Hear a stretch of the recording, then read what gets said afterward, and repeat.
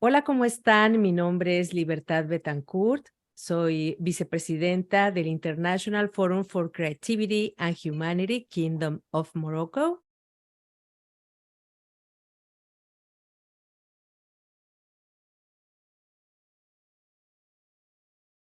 Y CEO y founder del Movimiento Mundial Love Living.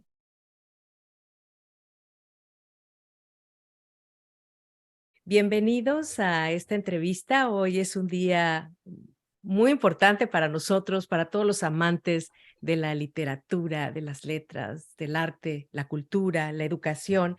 Tenemos la entrevista con nuestro queridísimo doctor Francisco Javier Ramírez Sánchez. Un grupo de organismos encabezados por los directivos de Mil Mentes por México, el Claustro Doctoral y algunas universidades afines han distinguido para que sea otorgado el Premio Nobel de Literatura 2023 al célebre mexicano y presidente emérito, el doctor Francisco Javier Ramírez Sánchez. Debido a sus grandes logros y alta aportación a la literatura mundial y al soporte a los escritores de los 5 continentes, que hoy suman 3.7 millones a través de las academias mundiales de literatura, historia, arte y cultura, como asociados generales bajo su guía y cobijo. Sus 60 años de aportación a la cultura y literatura mundial lo hacen el candidato más serio de nuestro ilustre continente americano, por lo que desde los círculos de intelectuales y los grupos universitarios y el magistrado mexiquense y mexicano, estamos con la total convicción de que nuestro candidato representa una gran certeza para la atención de la vulnerabilidad de los nuevos días desde la literatura, la educación y las artes, sabiendo que al ser nombrado ganador, tendremos un continente entero victorioso, pues sus acciones se podrán extender sin distinción a mayores fronteras bajo el cobijo del ilustre comité del Premio Nobel. Le doy la más cordial bienvenida al doctor Francisco Javier. ¿Cómo está? Qué hermosa mañana. Usted nos ilumina el día de hoy con su presencia. Muchas gracias por eso. Yo no soy más que escribimos y con toda sinceridad, tú acabas de decir algo al final, en dado caso de que sucediera, no sería mío, sería de un pedacito de cada uno de todos ustedes, los que escriben, los que se han afiliado, los que son mis hermanos en las letras. Esto es, creo que lo que pienso y siento porque siempre he hecho lo que he querido. No es gran mérito hacer lo que uno quiere. Qué hermoso, Francisco. Sabe que es una de las cosas que más admiro. Yo estoy impactada porque lo he conocido a través de esta metamorfosis, esta transformación que ha sido la virtualidad. Este background que tiene usted impresionante, y yo en lo particular lo presentaría como un hombre sencillo, una persona muy humana, con un gran corazón y una gran fe, como estandarte su familia y obviamente como un amante de la literatura. Así es que para mí es un Muchas gracias. privilegio saber su trayectoria. Bueno, don Francisco, a ver, platíquenos, porque usted nace en la Ciudad de México, en el Distrito Federal anteriormente llamado así, pero se llama, se autonombra acapulqueño por adopción. Platíquenos, ¿cómo es que llega usted a Acapulco? ¿Cómo es que llego a Acapulco? Bueno, con mi carrera de periodista inicialmente, con la que yo arranco en 1963, tengo mis primeros contactos con las letras, me lleva poco a poco a diferentes lugares y posiciones. Llegué a ser el gerente regional de Notimex para todo el sureste, lo que es la agencia oficial del gobierno federal, bajo la férula de don Pedro Ferriz Santa Cruz, en aquella época de don José López Portillo. Y en un momento dado me llegan a nombrar director de comunicación social de los CETIS y CEBETIS. de todo lo que era educación tecnológica e industrial. Y me mandan a Guerrero porque hay un conflicto muy fuerte y llego como bombero a apagar conflictos. Y en este caso, pues, aunque la sede de la DGETI está en Chilpancingo, entonces Guerrero Morelos, el conflicto, el centro del conflicto, el corazón del conflicto estaba en Acapulco. Yo le agradezco a muchos amigos periodistas como Jorge Falcón, que en un momento dado se identificaron conmigo y me apoyaron con sus notas para poder solucionar el conflicto. Todo el conflicto es absurdo como todo lo mexicano a veces. Estaba iniciado por un calentano que no tenía más que 2 horas, no era ni tiempo completo, tenía solamente 2 horas de magisterio y el señor paró prácticamente todos los planteles del estado de Guerrero y de Morelos. Esa es la forma en que llego a Acapulco. Estando aquí, pues me enamoré de Acapulco desde chamaco, que nos traía mi papá de vez en cuando, casi una vez por mes, y me gustó y me quedé.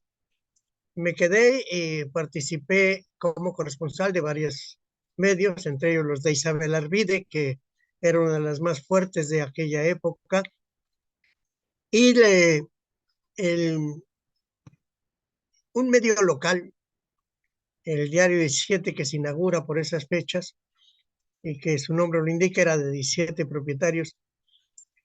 Y ahí entre esas aventuras de periodista, eh, tenía yo varias publicidad, entre ellas las de varios centros de diversión, como son las discotecas. Y en una de ellas un amigo me pide, Javier Díaz, ahora el propietario de los abuelos en todo México, me pide que hiciera yo algo para levantar un poco la clientela, el famoso Jarro Café, y se me ocurrió crear el Club de Solteros. Y ese Club de Solteros llama a una damita que era maestra, llega un día a un evento de inauguración de la champañería, un negocio de otro amigo, un muy buen amigo, en paz descanse, y pues todo fue verla entrar y comenzar el clavito a encajarse, y ahí me quedé con mi maravillosa mujer que tengo, Norma Ochoa Leiva, la maestra Norma Ochoa Leiva, que ha sido mi sostén, mi apoyo, mi respaldo, mi consejera, mi guía y mi regañona, porque también me regaña cuando me voy por... Qué maravilla. ¿Y cuántos hijos tienen de ese Yo amor? tenía 3 hijos de un matrimonio anterior y ella tenía una niña del matrimonio anterior, y entre los dos, con mucho esfuerzo, tuvimos otra niña, Yasmín, la más pequeña. Wow, qué Así es, hermoso. son Oiga, 5 en total. oiga, don Francisco, yo estoy segura que si le pregunto cuál ha sido el libro más importante de su vida y el tema, creo que me contestaría que su familia y su vida, o cuál sería su respuesta. Bueno, mi vida todavía no la acabo de escribir, la estoy escribiendo, lleva precisamente ese título, Mi vida, pero creo que el libro más que me guste más, es el que más orgullo y más satisfacciones me ha dado, es el del arzobispo olvidado, que es una historia rescatada sobre Ildefonso Núñez de Haro, que fue el 50º virrey de México y, digo, perdón, 50º arzobispo de México y virrey de la Nueva España. Y digo que me has dado muchas satisfacciones porque todo surge, así te platico rápidamente, porque me contacto por internet un día con una persona que me firma Ildefonso Núñez de Haro. Y yo contesto en plan de broma, bueno, ¿me estás vacilando o qué? o eres, me estás escribiendo de ultratumba, porque el virrey murió hace muchísimos años. Y me contestó él muy serio, me dice, no, soy descendiente del virrey, llevo el mismo nombre y tengo 80 y tantos años. Bueno, pues ya entablamos una amistad muy lejana y me dice un día, oye, veo que en tus obras lleves varias biografías. ¿Por qué no escribes la biografía de mi ancestro? Esa es una más de las cosas aquellas en las que me meto sin pensar y que luego me jalo los pelos. Resulta que le dije sí de inmediato. Dice, pues apúrate de escribirla porque no quiero morirme sin verla publicada. El caso es que, para hacerte el cuento rápido, Ildefonso Núñez de Haro, como arzobispo, es al que le toca designar a Fray Servando Teresa de Mier para que diga el discurso de una celebración guadalupana. Y en ese discurso, Fray Servando contra la Virgen de Guadalupe, casi casi dice que es un mito, y el arzobispo lo sanciona, lo manda a lo que era una cárcel, entre comillas, de clérigos, que es el convento de San Javier en Tepoztlán, y de ahí escapa Fray Servando, se va a España, ya consignado, recapturado, se va a España con otra condena de 2 años más, y de ahí vuelve a escaparse, y ya no lo capturan. Cuando años después, en el movimiento de independencia en México, ya casi para concluir, el movimiento inicia en 1810 y por 1821, ya casi para concluir la gesta, el Preservando se une a Francisco Javier Mina, que trae un pequeño ejército para apoyar a los insurgentes, y llega casi casi como ganador en caballo de Troya, ¿no? Sentadito y sin hacer nada. Y para desquitarse, aunque el virrey había muerto en 1800, 10 años, 21 años antes, para desquitarse él le aplica lo que se llama una ley de damniatum memoriae, que quiere decir borrar la memoria de ciertas personas. Entonces, cuando yo comienzo a investigar la vida del arzobispo, pues encuentro que no hay nada, que todo es nada más mención, mención, mención, hasta que me encuentro un hilo en la historia de la medicina en México, porque él fue el creador de las primeras boticas en la Nueva España, y de ahí comienzo a jalar el hilo. Esto enorgullece no solamente a sus descendientes, sino a todo su pueblo, Villa García del Llano, que es donde nació. Primero que nada me piden una foto, porque ni siquiera una foto tenían de él. Envío la foto y causa un entusiasmo tremendo. Años después, creo que fue en 2014, me invitan a España. Vamos a conformar la Academia Española de Literatura Moderna y nombrar como presidente al maestro Pedro Morazor de Villa García del Llano.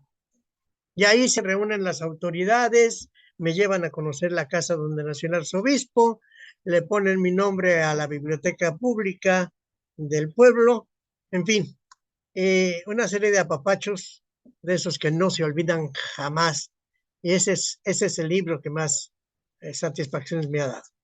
Qué hermosas anécdotas y definitivamente sentarse a platicar con usted debe estar lleno de tantos personajes, tantos momentos, y tanto históricos como periodísticos y obviamente literarios, miles de anécdotas interesantes. Sé que usted tiene 45 obras publicadas y tiene 13 en proceso. Mi pregunta es, ¿por qué en proceso? Porque tengo una característica muy especial. Voy escribiendo varios libros al mismo tiempo. Escribo una parte, lo dejo, y cuando se me prende el foco, a veces a las 3 de la mañana me paro y escribo esa partecita me acordé o que encontré o que se me prendió.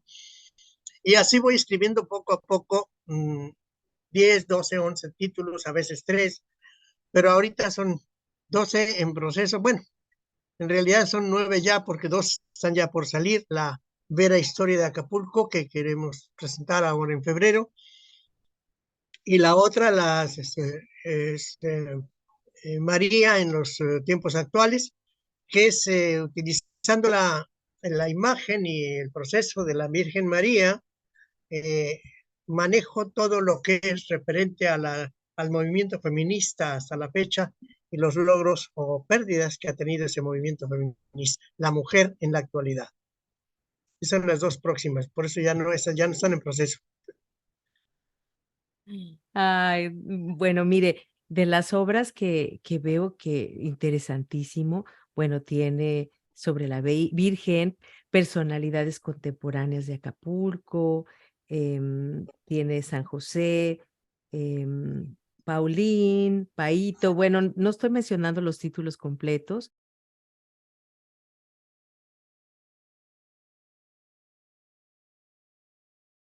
Ay, el santo niño de Atocha. Sabe que de chiquita me llevaban, esto lo recuerdo, nunca lo voy a olvidar. A mi papá era muy devoto del santo niño de Atocha y mientras vivió nos llevó siempre. Oiga, don Francisco, mire, veo, por ejemplo, también sobre el papel de María hoy. También yo sigo en una revista en donde usted publica.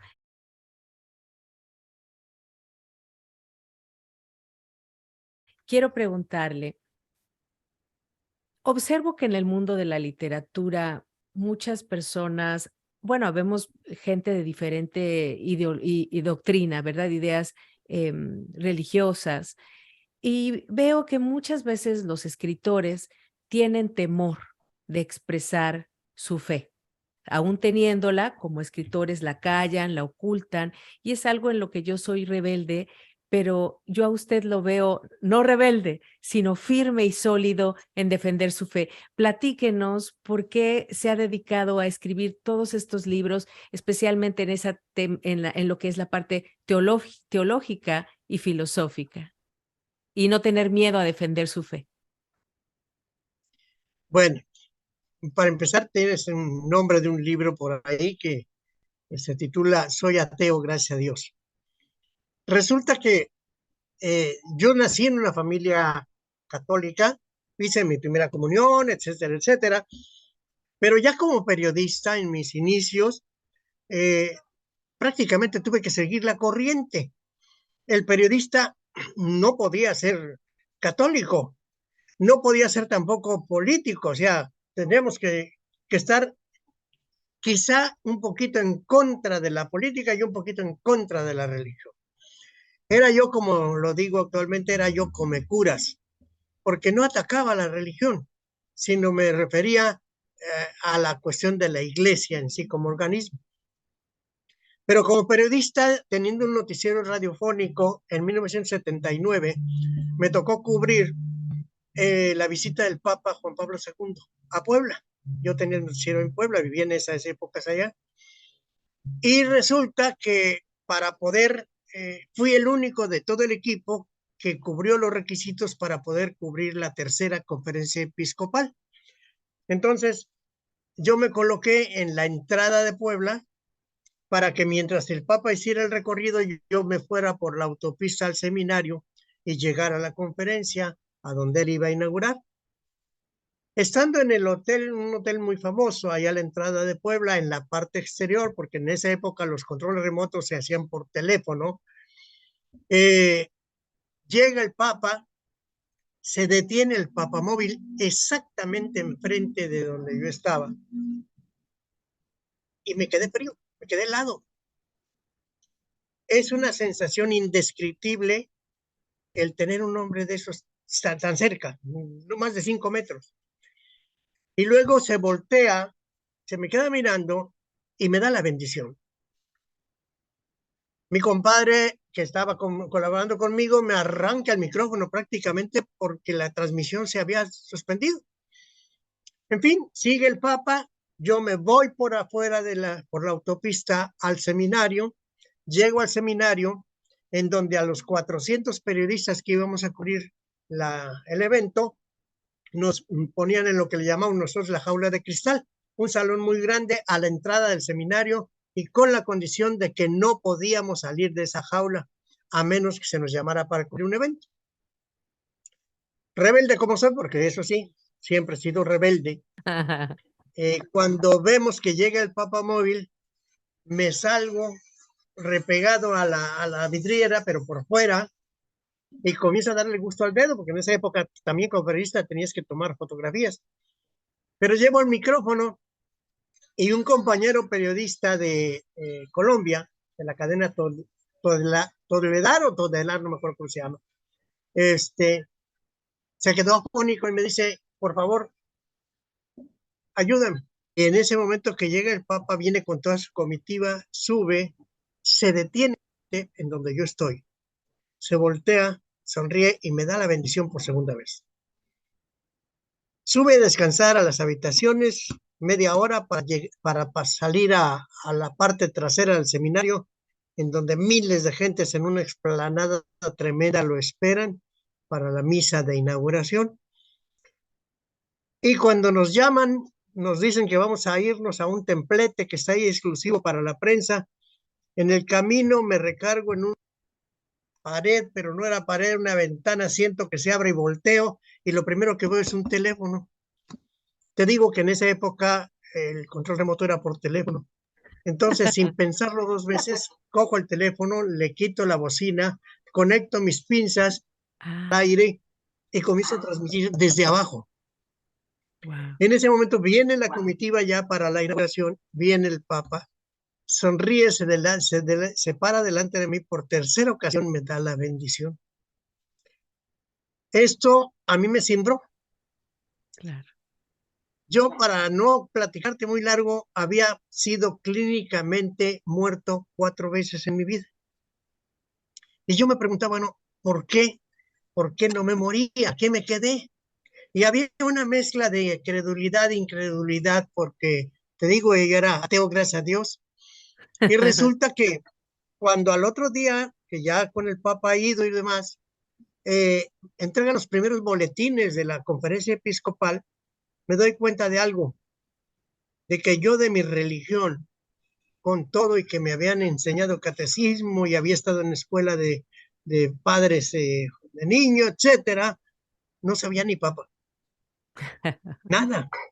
Estaban hablándome en chino.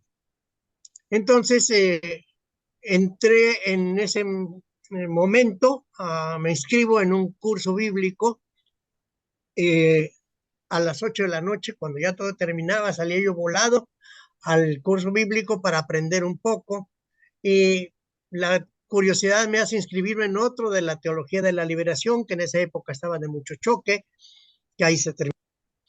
Y me hace ver, comenzar a estudiar mi religión. Ahorita estoy por terminar también la historia de la religión católica, la historia de la iglesia. Todo esto me hizo a mí regresar al ar, como decía mi abuela, Ujú. y comenzar a pensar más en cuestiones filosóficas y religiosas. Pero lo reafirmó el hecho de que comienzo a ver y a recordar cómo muchos de mis amigos, periodistas y políticos, como tú dices, escondían sus creencias. Si tú lees ateo, soy ateo, gracias a Dios, ahí viene el ejemplo de todos aquellos. Un presidente de una agrupación nacional de periodistas que se decía ateo hasta decir basta, cuando estaba agonizando me mandó llamar con su hija y lo primero que vi al entrar a su casa, en la cabecera de su cama, fue un rosario gigante. Y dije, bueno, ¿en qué quedamos? Me dice, no, es aquello por las dudas. Pero ese por las dudas estaba dicho todo.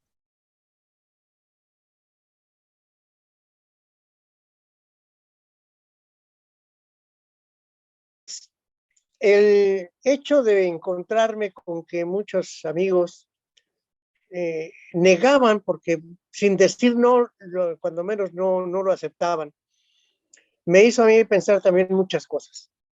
¿Por qué, si eres Juan, no quieres llamarte Juan?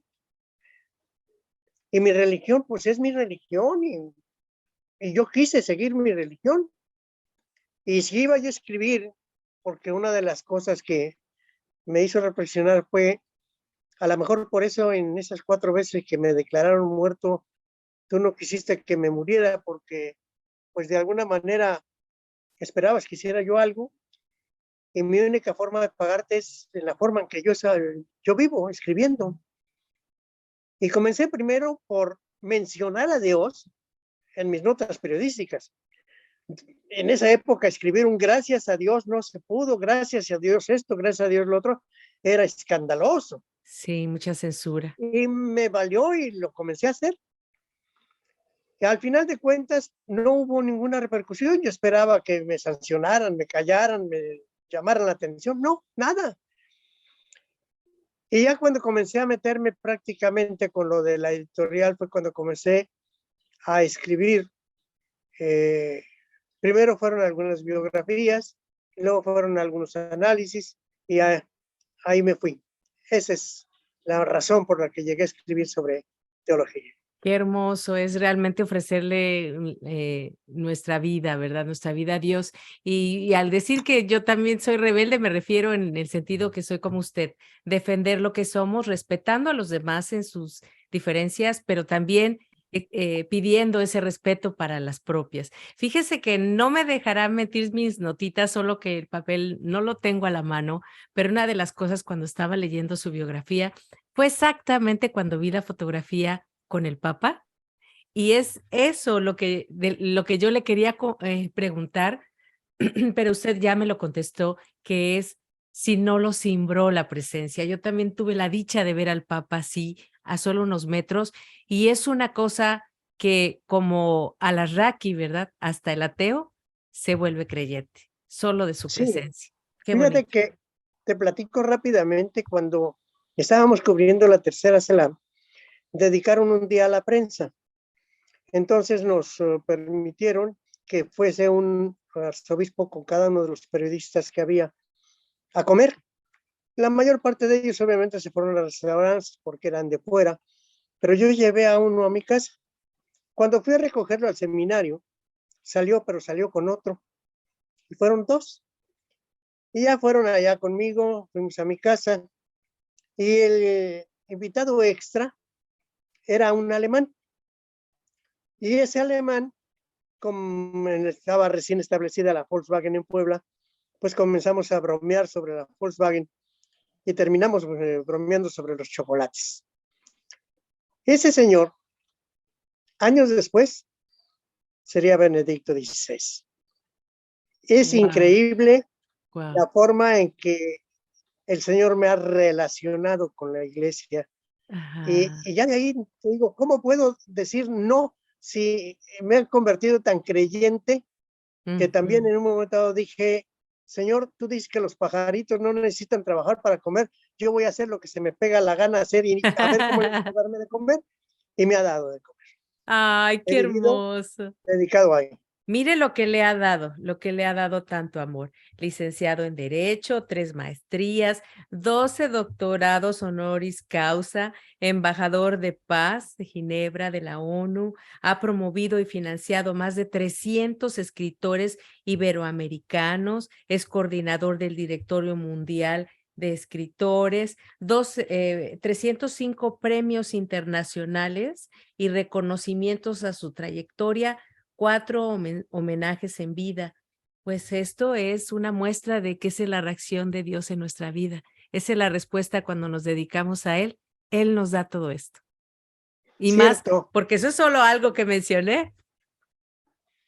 cierto. Es maravilloso sentir su presencia, sobre todo sentir su presencia. No sé si me permitas decirte que alguien me dijo, Monseñor Obeso de Jalapa, cuando se enteró de que estaba yo estudiando la religión, me dijo, ten cuidado porque estudiar la religión te puede llevar a 2 cosas. O dejas de creer o reafirmas tu fe. Ujú. Yo reafirmé mi fe. Pero lo más curioso de todo es que de alguna manera eh, empiezas a platicar con él. Esa vocecita que todo mundo escuchamos, que de repente nos dice cuando vamos a hacer algo mal hecho, nos dice, no, eso no está bien. Esa voz que le llaman conciencia los Pepe Grillo, científicos, Pinocho, ese es el esa Pepe vocecita Grillo. es él. Es él y cuando aprendemos a platicar con él es tan sabroso. En fin, no Qué quiero parecer hermoso. fanático tampoco. Ay, qué hermoso, yo lo entiendo perfecto y sé que muchas personas también se identifican con usted y al final todas los nombres de Dios lleva un mismo rostro, que es el amor universal, cuando practicamos los valores, cuando de verdad respetamos al prójimo, amamos a los demás como a nosotros mismos y seguimos esos lineamientos universales, todos llegamos a ese cobijo, al amor de Dios, al amor universal. Claro. Y como tú dices, llámesele como se llame, Alá, Buda, Jehová, como quiera que sea, quien Él es crea el en Dios mismo. está del otro lado. Exacto, exactamente. Pues mire, yo veo dentro de su trayectoria en el ejercicio periodístico, porque volvemos a mencionar que inicia usted como periodista y después la vida lo va llevando hacia la historia, ¿verdad? Historiador y después hacia la literatura. Y bueno, en el ejercicio periodístico vamos a mostrar durante esta entrevista algunas fotografías en donde usted aparece en conferencias de prensa, la reunión nacional de la libertad de prensa, en la cena en la Asociación Nacional de Periodistas, trabajó también para el equipo diario La Crónica,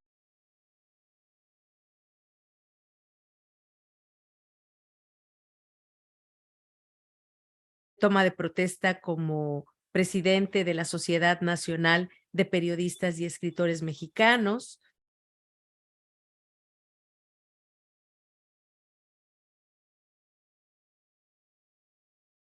Fue a un viaje con el gobernador a Alemania en No, 1977. ¿De qué se trató ese viaje? no, fíjate ¿No? que no. Yo lo asesoré en algunas cosas que me pedía, Ujú.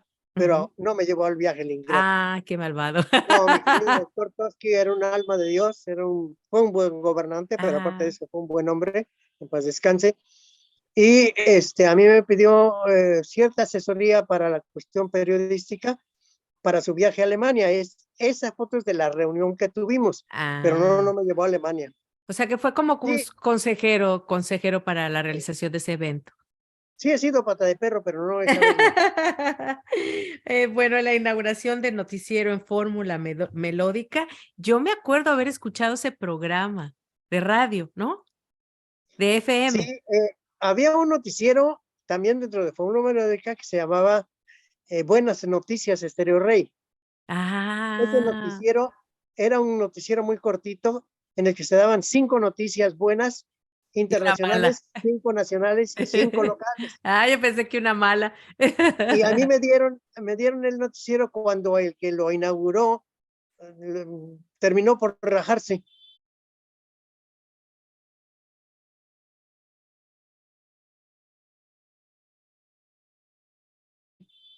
Y yo dije, no, sí le entro.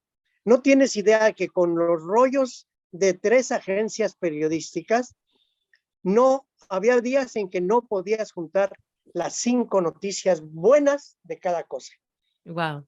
Es increíble. Y todavía no vivíamos la ola de violencia que vivimos actualmente. ¿Eh? Y era difícil de veras encontrar 15 noticias buenas de los diferentes ámbitos en algunas veces.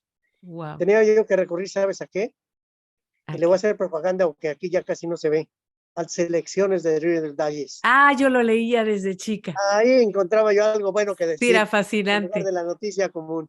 Y como buenos lectores nos mandaban un reloj como premio, ¿no le tocó alguna vez? Ajá, exactamente. Sí, a mí Un también me reloj y gustaba mucho. alguna vez me mandaron una obra de 3 tomos, pero no me acuerdo si Sí, fue la de Julio Verne o de cuál otra, pero sí, yo tengo qué la obra Julio Verne completa de 7 tomos, pero no, esta fue de 3 tomos, no me acuerdo de qué fue, de como obsequio compraba yo también mucho los libros de selecciones, ajá, me sí, era fascinaban. fascinante. Oiga, don Francisco, ya que me está hablando, cuénteme de niño, porque normalmente ahora que somos grandes y jugamos a divertirnos, divertirnos, pero haciendo lo que soñábamos de niños. Usted es un ejemplo, muchas personas, otras no pueden desafortunadamente, pero nosotros somos dichosos. Cuénteme, ¿a qué jugaba, qué soñaba, qué escribía, qué leía cuando era niño? Pues mira, te vas a encontrar en mis poemas, en mis libros de poemas, algunas remembranzas de eso. Yo jugaba con el trompo, pero en esa época no comprábamos los trompos, los hacíamos. Ah. ¿Y cómo los hacías si no tenías torno? Parece increíble, pero con un pedazo de vidrio, cogías le llamamos un soquete de madera, y le ibas rebajando, era un trabajo de semanas. Le ibas rebajando, haciéndole la pancita. Luego le metías el tornillito y le cortabas con unas pinzas para hacerle la punta. Y para darle color, entonces sí te ponías a manejar con otro pedacito de madera, a Ajá. pegar, a marcarle, porque lo sobabas y le ibas quemando. Por eso los colores de los primeros trompos eran únicamente color Oscuros. madera con las tiritas, llamémosle así, de color sepia oscuro, Sí, porque eran quemaditas. tiritas quemadas. En madera, Ajá. quemabas la madera para hacer el Ah, dibujo. guau. Jugaba yo al valero, no es por dármelas de mucho, pero era yo bueno en el valero. Ganaba yo mis canicas con el valero, jugaba a las canicas. Y como hubo una época en que nos cambiamos a una casa que estaba a media calle del Cerro de Loreto, donde se libró la famosa batalla del 5 de mayo, pues me iba yo al cerro a jugar. También jugábamos la palomilla de la colonia y de la colonia vecina allá en el cerro. Y no vas a imaginarte a qué jugábamos. A guerra de pedradas. Había una cantera. No, pero sí. Otra diversión eran los famosos papalotes, ¿no? Los que ahora le llaman culebrinas o tienen otros nombres. Pero el papalote, no sé cómo le llaman en otros países, Papalote, el, bueno, en el, México, ¿verdad? ¿cómo se llama? El cuadrito aquel de papel muy delgado, fino, con una cola que hacías volar, a veces Ajá. hasta que se perdía, o bien se te enredaba en un árbol y ahí se perdía, pero de otra forma. Sí jugaba yo todo eso, tuve siempre muchos amigos, creo que yo fui amigable desde pequeño, llegué a tener mis enemigos, pero mis enemigos han sido enemigos gratuitos, por envidia, por celo, pero Claro. que yo recuerde haber dañado a alguien, la verdad no. Y si lo hice, pues llegué a hacerlo sin intención y ni me di cuenta. Me Mm. llevo bien con todos, me llevo bien con todos, hasta con los desconocidos, bromeo a veces con el bolero en la calle, con el viene que le llaman a los franeleros que están ahí limpiando los vidrios de los coches. En fin, me llevo bien con todo el mundo. Un hombre muy humano, muy sencillo, que jugaba, que creció, feliz. ¿Cómo inicia toda su carrera? O sea, ¿en qué momento? Mira, la culpable de todo esto, mi maestra de sexto año, una mujer joven, era muy joven, yo creo que no debe haber pegado arriba de los 20, 21 años. En, cuando llegamos nos enseñó a leer.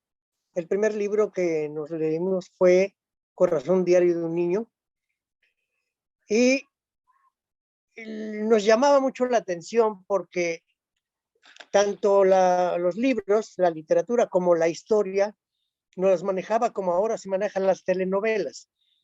Incluso cerraba el ciclo diciendo qué pasará ¿cómo se llama? Elena. ¿Irá a París a rescatarla? ¿Que Mm. tendrán guerra con Troya? Lo vemos la próxima clase. No, pues ¿cuál Ah, próxima clase? Llegamos a la casa a abrir el a libro para ver qué leer. pasaba.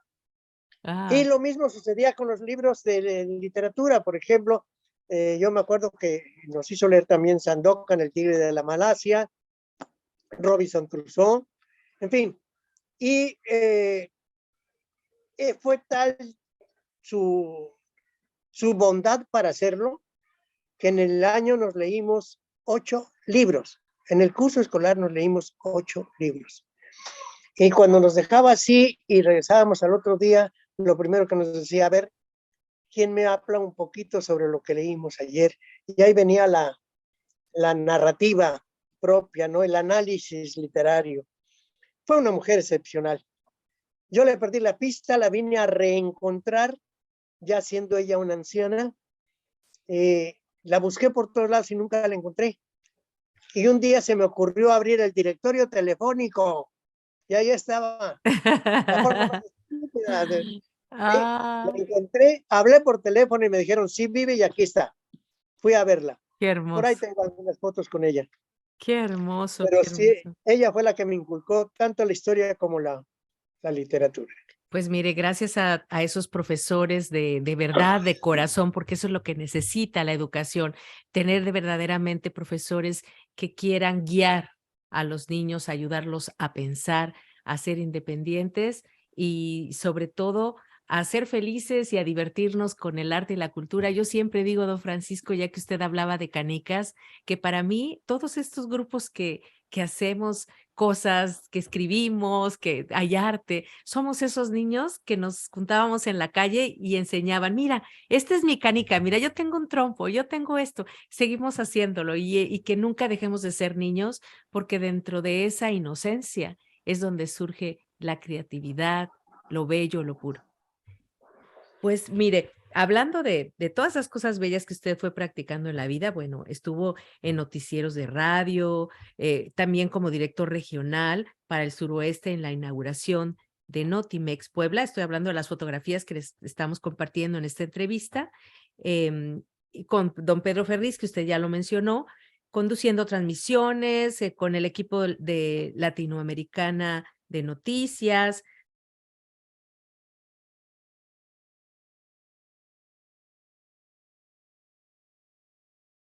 Transmisión de Telever. ¿Qué era Telever? Era un canal de televisión. Sí, era un canal de televisión que abrió Televisa en Veracruz. Mm, Era un canal local y cuando con Televisa se fundió, Telesistema Mexicano se fundió con otras televisoras locales, en el canal de Veracruz se convirtió en Telever, Televisión de Veracruz. ok. Bueno, también está con los decanos de periodismo de Porteño, Sindicato Nacional de Redactores de la Prensa, Club de Periodistas, Producciones Sagitario.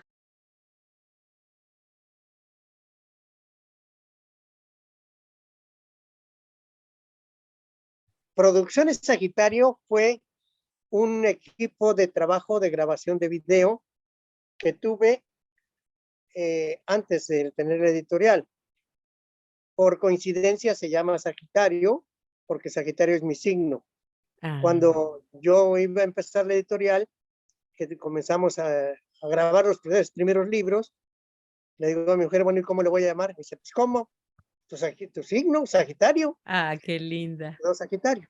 Pero sí, Producción Sagitario fue una empresa, una pequeña empresa de grabaciones de video que tuve en Acapulco. Y usted tiene 3 maestrías, ¿verdad? En medios visuales Bueno, o... es que cuando comenzamos con esto, yo poco sabía todavía de la computación, prácticamente no sabía nada.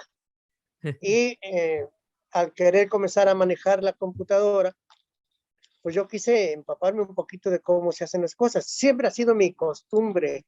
Cuando me meto a hacer algo, procuro empaparme leyendo, buscando cursos, etcétera, para hacerlo bien. No me gusta perder, en este caso, por ejemplo, hacer las cosas mal. Y de ahí fueron esos 3 marketing, que fueron de los primeros, estoy hablando de hace 25 años.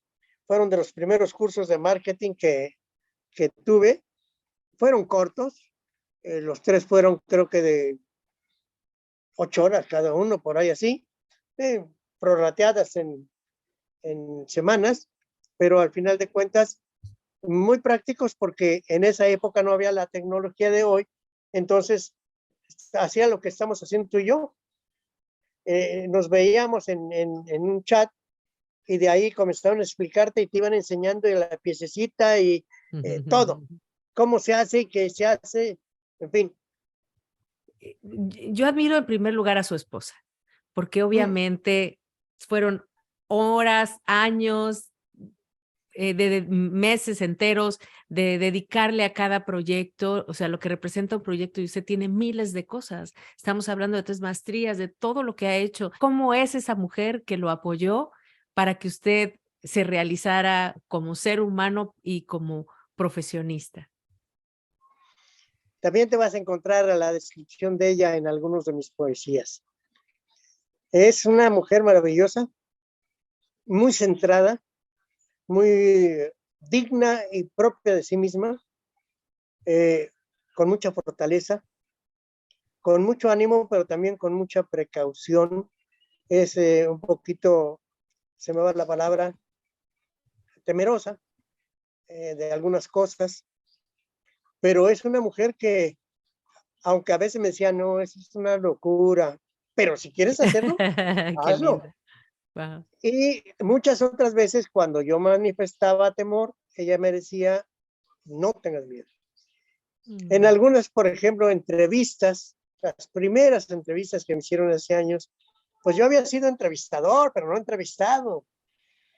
Entonces, en alguna ocasión, creo que fue en 2016, cuando el Congreso Mundial de Escritores que se hizo en Orlando, que fue con Aipei y con Carlos Garrido, iba yo muy nervioso porque me iban a otorgar prácticamente el primer premio que yo recibí, cuestión literaria. Y me dijo ella, le digo, es que no sé cómo actuar. Y me dijo ella, simple y sencillamente, sé tú mismo, para que te des idea de cómo es ella. No, es una Ujú. mujer muy especial. Yo le doy gracias a Dios por haberla encontrado. Tenemos 32 años juntos. Nos casamos por lo civil hace 32 años, pero apenas logramos casarnos por la iglesia Hace hace casi poquito, 2 como años, 2 años, ¿verdad? Yo lo más o vi en menos. el Internet, sí, en el Facebook, porque yo lo sigo a usted. Qué bonito. Sí, es que ella fue casada por la iglesia y yo fui casado por la iglesia, pero el problema era cumplir los requisitos que nos pedía la mitra, en fin. Llegó un momento que casi prácticamente ya nos habíamos olvidado de ello, cuando un amigo sacerdote, que es historiador también, eh, pues un día que mencionó los santos óleos y de que solamente podían recibirlo los que estaban casados por la iglesia, fue cuando le hablé de la situación y él fue el que prácticamente nos abrió las puertas con el arzobispo. El arzobispo incluso fue el que nos casó. Ujú. Él y el padre oficiaron una misa de nuestro matrimonio y ya tenemos ahorita, ahora sí que por las 3 leyes, por la iglesia, por lo civil y por tarugo. Ay, qué bello.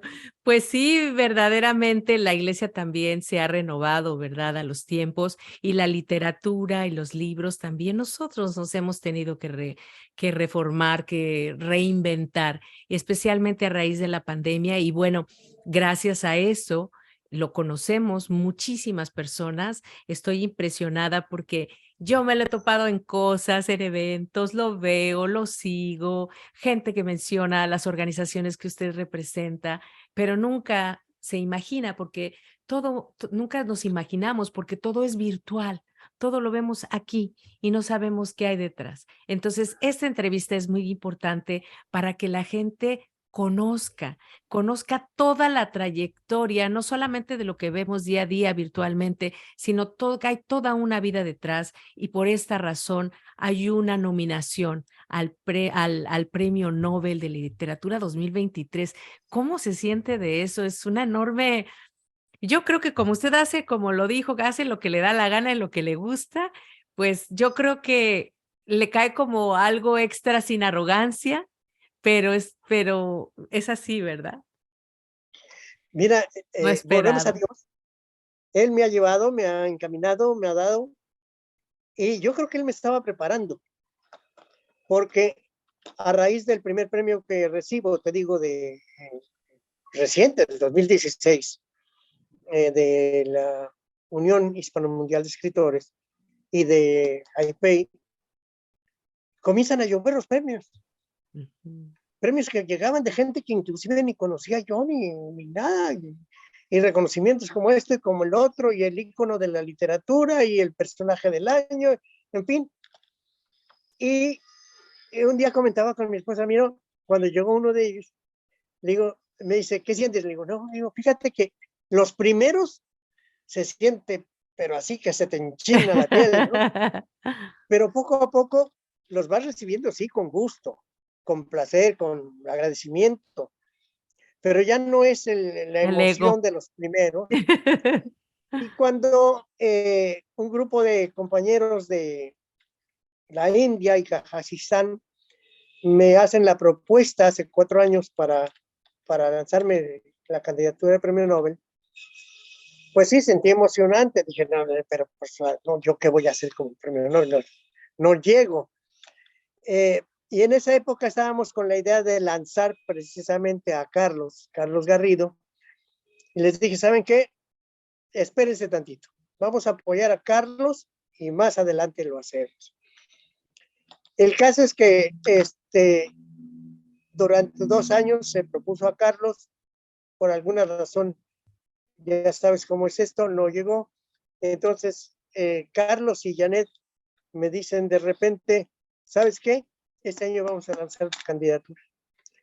Digo, Mm. yo creo que podemos volver a presentar la tuya. No, este año volvemos a presentar tu candidatura. Entonces, platicando con Janet, le digo, ¿sabes qué, Janet? Yo siento feo el que Carlos pues, no haya alcanzado. Y yo insisto en que Carlos sí puede. Carlos, yo siento a Carlos superior a mí incluso. Y le dije, ¿sabes qué? Acepto la candidatura, pero con una condición, que Carlos también lo volvamos a candidatear. Y es lo que estamos haciendo. Se va a presentar también la candidatura de Carlos. Me decía, no, ya no, porque, no, espérate tantito. Yo creo que combatiendo dos latinos contra quién sabe cuántos cientos de Sí, más posibilidades. europeos, tenemos más probabilidades. Así que vamos a ver, vamos a hacer la prueba. Y aquí Ah, estamos. pues todos lo vamos a apoyar. Esta entrevista tiene que llegar a muchas personas, a todo el mundo. Tenemos que hacerlo, tenemos que subtitularlo en otros idiomas también.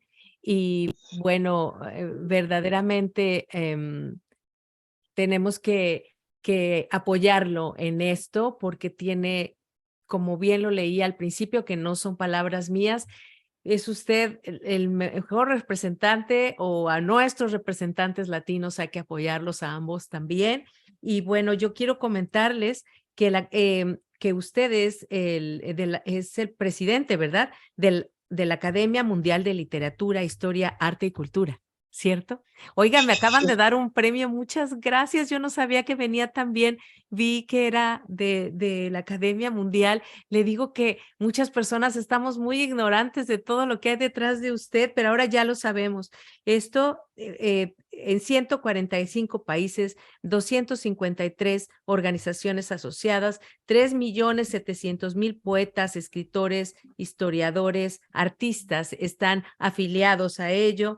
Uno de los grupos más influyentes del mundo en material cultural por la Alianza Global que integra la Unión Hispano-Mundial de Escritores, Mil Mentes por México, Academia Mundial de Literatura, Historia, Arte y Cultura, y un sinnúmero de universidades, colegios, academias y organismos culturales de todo tipo. Aquí no hay clases, no hay colores, porque lo único que se busca es la paz universal, ¿cierto? Cierto.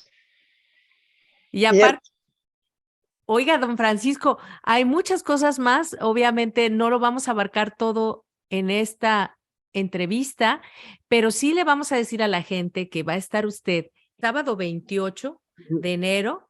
Le voy a hacer otra entrevista en la Feria Virtual del Libro Francia, una feria que llega a muchísimos países, lleva casi 3 años, tenemos casi 3 años haciendo la feria y donde se han presentado muchísimas personalidades, nuevos talentos, gente ya muy consolidada y gente maravillosa como usted, que bueno, yo me quito el sombrero porque usted es mi Superman de la literatura.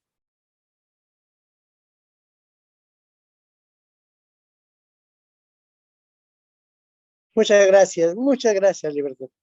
No, hombre, las gracias se las doy a usted y creo que ya estamos llegando, no, todavía tenemos unos minutos. em, pues yo quiero dejar como una pregunta abierta para que usted nos comente algo que está en su corazón, que quiera compartir el día de hoy con todos los que nos están siguiendo. El último llamado que estoy haciendo es, dada la situación en la que vivimos, México vivimos en una violencia extrema. Acapulco son 10, 12 muertos diarios, aunque muchas veces no se habla de ellos. Pero la violencia no es privativa de Acapulco, es de todo México, y no es privativa de México, sino de todo el mundo. La violencia se ha extendido tremendamente. Y una de las cosas que siempre he dicho es que si en 4 generaciones hemos perdido una sociedad, creo que sembrando en la niñez, en 4 generaciones podemos recuperarla. Mi campaña actual es esa. Vamos a sembrar los valores que teníamos, los valores morales, sociales, económicos en nuestra niñez. Es todo lo que me gustaría hacer. Qué Sé que no hermoso. voy a poder llegar a ver un cambio en el mundo, pero al menos mis nietos van a gozarlo. Claro que sí, que así sea y que esta semilla que usted esparce llegue, es como la semilla que llega a diferentes campos, ¿verdad? Y en alguno, en la tierra fértil, en la tierra buena, germinará. Y con una semilla yo creo que en nuestro paso por la vida que hayamos sembrado, con una sola, ya valió la pena vivir. Así es que estoy segura que usted ha esparcido muchas semillas porque hay mucha gente que lo quiere. Veo sus premios son inmensos, infinitos, ya ni menciono todas las organizaciones habidas y por haber. Y vamos por ese premio Nobel, don Francisco Javier Ramírez Sánchez. Le Pues agradezco infinitamente. yo lo dejo en manos de Dios. Él sabe si me lo Amén. merezco o no me lo merezco. Y de antemano, sí quiero comentarte que por los mismos riesgos que implica el premio económico, voy a renunciar a él prácticamente porque el premio económico, si llego a ganar, lo voy a repartir en 4 fundaciones que son 2 culturales y 2 infantiles. O sea, yo no me voy a quedar más que con lo del pasaje de regreso para Mm, evitar precisamente los riesgos que implica el que tenga 5 pesos ante estos ujú, descastados que acaban de matar, por ejemplo, a una señora que vendía elotes por 500 pesos. mm. Quisieron quitarle 500 pesos. No es justo, no es justo. Por eso mi lucha también por la paz.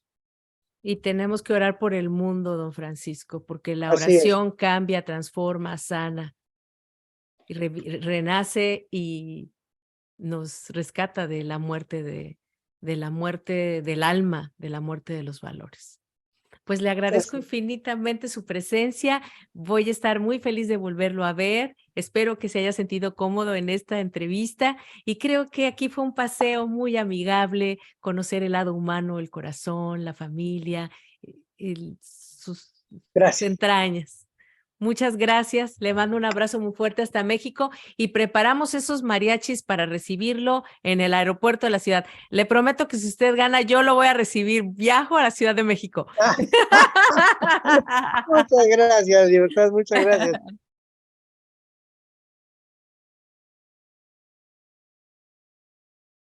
Por favor, ¿cuáles son sus redes rápidamente para que la gente lo visite? Y ahí va a estar posteado. De entrada en Libertad Betancourt, en Love Living World Movement, también en Arte Ahora, en la página de Arte Ahora, y vamos a estarlo posteando seguramente también en la feria.